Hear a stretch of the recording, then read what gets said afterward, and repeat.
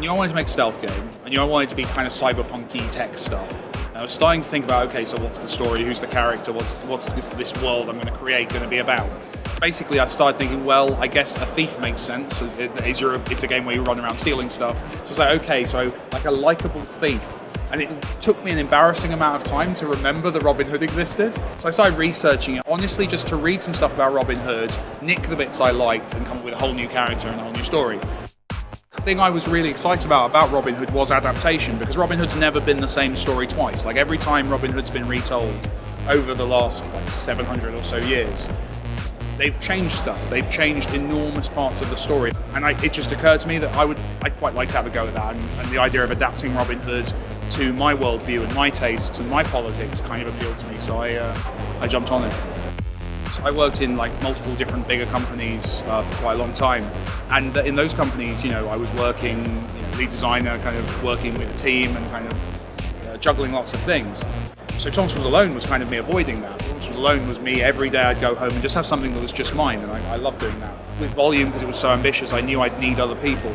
And what's been great is the discovery of how awesome other people make games. My rule is if I can get someone who's better than me at something to do something for the game, then I'll do it, because I want the game to be as good as possible.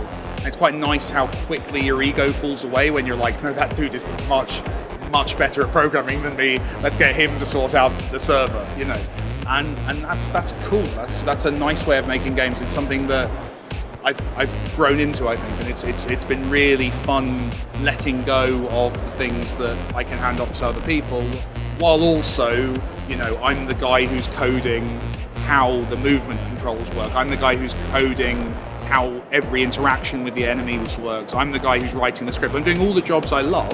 Graphic design I love, so I'm doing all the graphic design.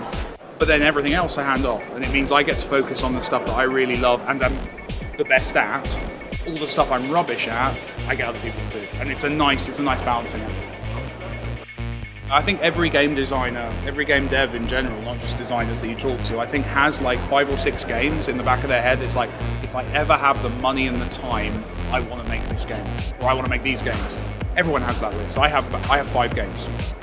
And Thomas Was Alone was the first one, and Volume was the next one. So in terms of big ideas for games, I've not thrown anything away. I've got 3 games. I know what my next 3 games are going to be. I'm not going to tell you what they are, and they'll probably change, and I might bring them out in different orders than I currently plan, or I might have a new idea that jumps the queue or whatever. But that's exciting. In terms of like the ideas for like details of the game, and like, I want it to be like this, or I want this change.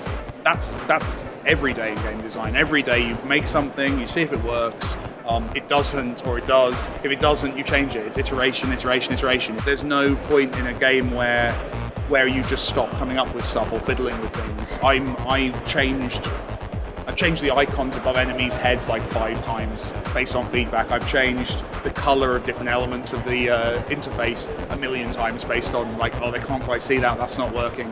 You fiddle and you fiddle and you fiddle and you fiddle and you fiddle and you fiddle, and at a certain point you realize, oh, the game's kind of good now, okay, I'll release it. And you could keep going for 10 years. You could keep going and iterating, and a lot of people do.